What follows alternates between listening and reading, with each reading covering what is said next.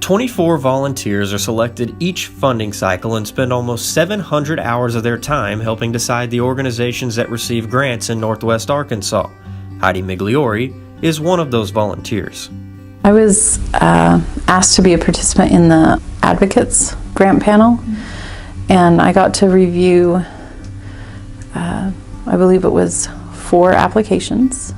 There were community groups in the area that were looking for funding for improving what they could do for the community members, and I really liked this particular grant panel because I consider myself an advocate when I understand something and believe in the program. The grant reviewing process is much more than reading through paperwork and making a decision. Volunteers get to go see firsthand these programs that will be impacted, and that is what is most rewarding to Heidi. The site visits. The site visits, not because you get to interact with the people who are participating, but because you actually get to see the facility of where those children go, where those mothers go, where those families go to help these children that are in need, or to help the families of those children who are in need. Seeing the facilities that help out parents and children in need is important to Heidi because it brings her back to a time in her life when she was once a parent in need.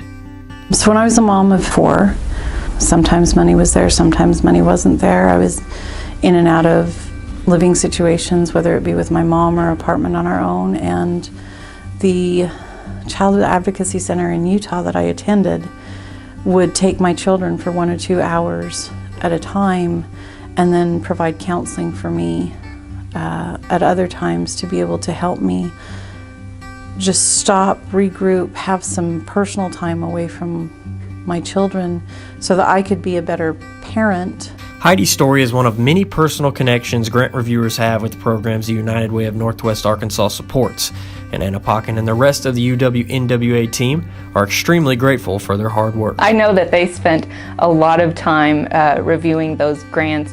We had about 56 letters of inquiries and then 41 applications, and they did it all. So we're very appreciative of the time that they took off to really try to make a difference.